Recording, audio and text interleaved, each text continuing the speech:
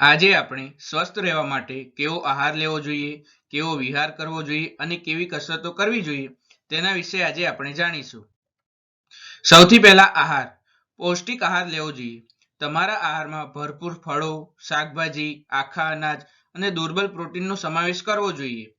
ખાંડ, સંતૃપ્ત ચરબી, પ્રોસેસ્ડ ફૂડનું સેવન મર્યાદિત કરવું જોઈએ. આ ખોરાક ઘણી બધી સ્વાસ્થ્ય સમસ્યાઓનું કારણ બની શકે છે. પુષ્કળ પાણી પીવું જોઈએ. દરરોજ 8 થી 10 ગ્લાસ પાણી પીવાનો પ્રયાસ કરવો જોઈએ.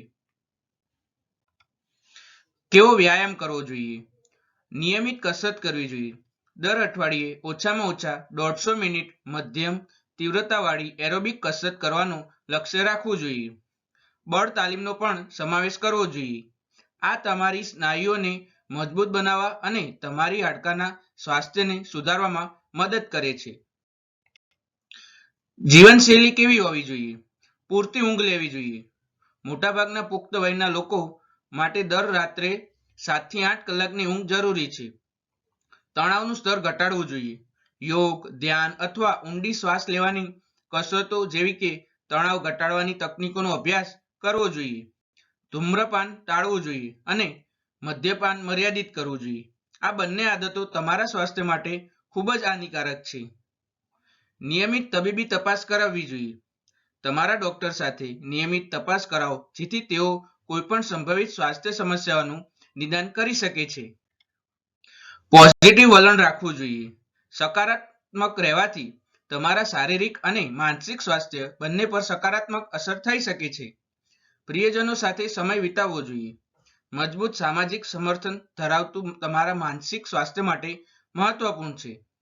નવી વસ્તુઓ શીખો અને નવા અનુભવો મેળવવા જોઈએ. આ તમારા મગજને સક્રિય રાખવામાં અને જીવનનો આનંદ માણવામાં મદદ કરે છે. યાદ રાખો, સ્વાસ્થ્ય રહેવું એ એક સફર છે, ગંતવ્ય નથી. નાના નાના ફેરફારોથી પણ મોટો ફરક પડી શકે છે. તમારા માટે શું કામ કરે છે તે શોધવા માટે વિવિધ ટિપ્સનો પ્રયોગ કરો અને તમારા માટે યોગ્ય એવી સ્વસ્થ જીવનશૈલી અપનાવવી જોઈએ. હવે આપણે સ્વસ્થ રહેવા માટે કેવું ખાવું જોઈએ તેના વિશે ચર્ચા કરીશું. સ્વસ્થ રહેવા માટે તમારા આહારમાં વિવિધ પ્રકારના પૌષ્ટિક ખોરાકનો સમાવેશ કરવો જોઈએ. અહીં કેટલાક ખાસ ખોરાક છે જે તમારે તમારા આહારમાં સામેલ કરવા જોઈએ. ફળો અને શાકભાજી. ફળો અને શાકભાજી વિટામિન્સ, ખનિજો, ફાઇબર, એન્ટીઓક્સિડન્ટનો ઉત્તમ સ્ત્રોત છે. તે તમારા શરીરને રોગોથી બચાવવામાં અને તેમને સ્વસ્થ રહેવામાં મદદ કરે છે. દરરોજ ઓછામાં ઓછા 5 સર્વિંગ ફળો અને શાકભાજી ખાવાનું લક્ષ્ય રાખવું જોઈએ. આખા અનાજ. આખા અનાજ ફાઇબર, વિટામિન્સ અને ખનિજોનો સારો એવો સ્ત્રોત હોય છે. તેઓ તમને સંતૃપ્ત રાખવામાં અને તમારા પાચન સ્વાસ્થ્યને સુધારવામાં મદદ કરે છે. સફેદ અનાજને બદલે આખા અનાજના બ્રેડ, પાસ્તા, બ્રાઉન રાઈસ પસંદ કરવા જોઈએ. દુર્બળ પ્રોટીન. પ્રોટીન સ્નાયુઓના નિર્માણ અને જાળવણી માટે જરૂરી છે. તે તમને સંતૃપ્ત રાખવામાં અને તમારા વજનને નિયંત્રિત કરવામાં પણ મદદ કરે છે. દુર્બળ પ્રોટીનના સારા સ્ત્રોતમાં ચિકન, માછલી, ટીક્કું, બીજ અને દાળનો સમાવેશ થાય છે. સ્વસ્થ ચરબી. સ્વસ્થ ચરબી તમારા હૃદય, મગજ અને સંપૂર્ણ સ્વાસ્થ્ય માટે જરૂરી છે. સ્વસ્થ ચરબીના સારા સ્ત્રોતોમાં એવોકાડો, નાળિયેર, ઓલિવ તેલ, બદામ અને બીજનો સમાવેશ થાય છે. પાણી. પાણી તમારા શરીરના ઘણા કાર્યો માટે જરૂરી છે. તે તમને હાઇડ્રેટેડ રહેવામાં, ઝેર દૂર કરવામાં અને તમારા શરીરના તાપમાનને નિયંત્રિત કરવામાં મદદ કરે છે. દરરોજ ઓછામાં ઓછા 8 ગ્લાસ પાણી પીવાનું લક્ષ્ય રાખવું જોઈએ. હવે આપણે કેવો ખોરાક મર્યાદિતમાં લેવો જોઈએ તેના વિશે ચર્ચા કરીશું. ખાંડ. ખાંડમાં ઘણી કેલરી હોય છે અને તે વજન વધારવા અને અન્ય સ્વાસ્થ્ય સમસ્યાઓનું કારણ બની શકે છે. સંતૃપ્ત ચરબી. સંતૃપ્ત ચરબી હૃદયરોગનું જોખમ વધારી શકે છે. ટ્રાન્સ ચરબી તે પણ હૃદયરોગનું જોખમ વધારી શકે છે. Processed food. પ્રોસેસ્ડ ફૂડમાં ઘણી કેલરી, ખાંડ, સોડિયમ અન્ય બિનઆરોગ્ય ઘટકો હોઈ શકે છે. ખાંડયુક્ત પીણા. સોડા, જ્યુસ, એનર્જી ડ્રિંક્સ અને સ્પોર્ટ્સ ડ્રિંક્સમાં ઘણી ખાંડ હોય છે જે વજન વધારવા, ડાયાબિટીસ અને હૃદયરોગનું જોખમ વધારી શકે છે. પાણી, કાળી ચા અથવા કોફી જેવા ખાંડ મુક્ત પીણા પસંદ કરવા જોઈએ. Processed food. પ્રોસેસ્ડ ફૂડમાં ઘણી કેલરી, ખાંડ, સોડિયમ અને અન્ય બિનઆરોગ્યકારક ઘટકો હોઈ શકે છે. તાજા સંપૂર્ણ ખોરાક ખાવાનો પ્રયાસ કરો જે ઓછા પ્રક્રિયાથી કરેલા હોય. ફાસ્ટ ફૂડમાં ઘણી કેલરી, ચરબી અને સોડિયમ હોય છે અને તેમાં પોષક તત્વો ઓછા હોય છે. ઘરેલા રાંધેલા સ્વસ્થ ભોજનને પસંદ કરવું જોઈએ.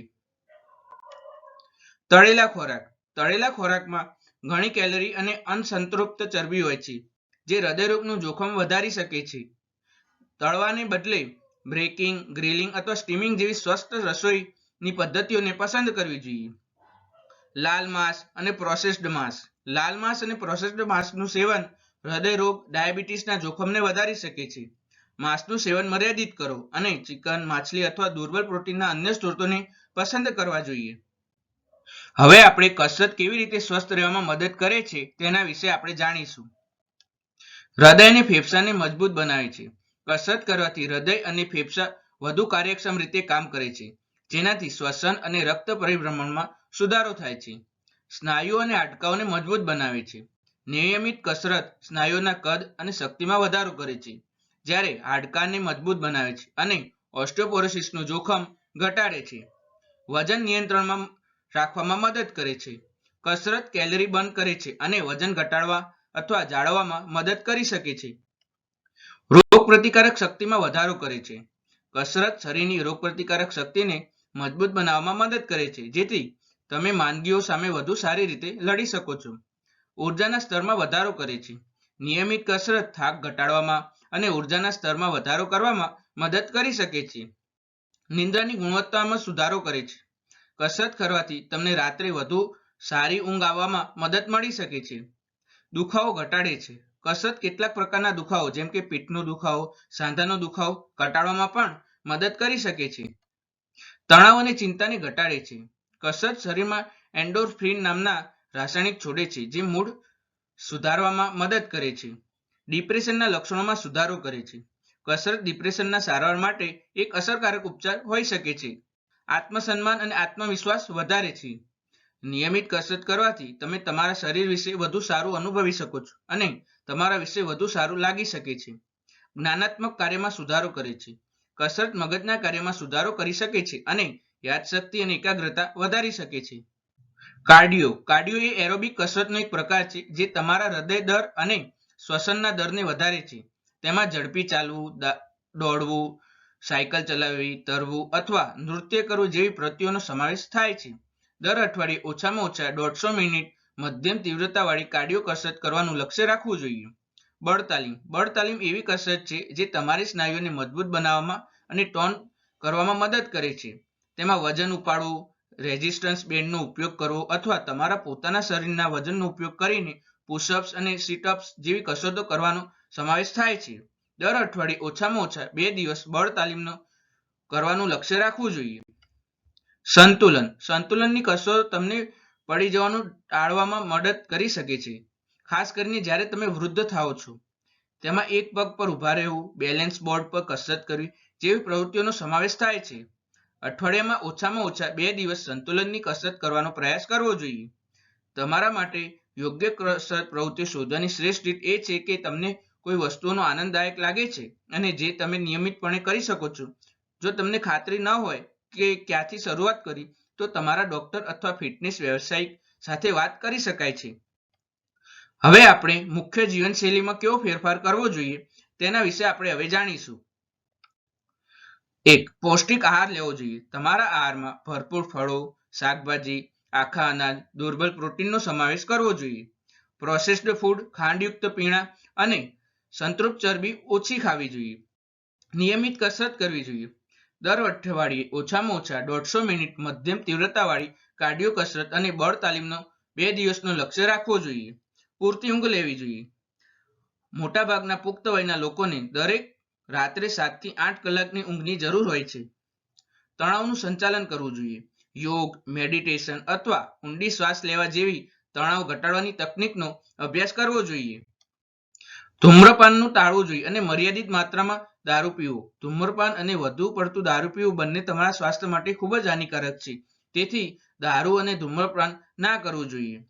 નિયમિત તબીબી તપાસ કરાવવી જોઈએ. તમારા ડોક્ટર સાથે નિયમિત તપાસ કરાવો અને તેમના સૂચનોનું પાલન કરવું જોઈએ.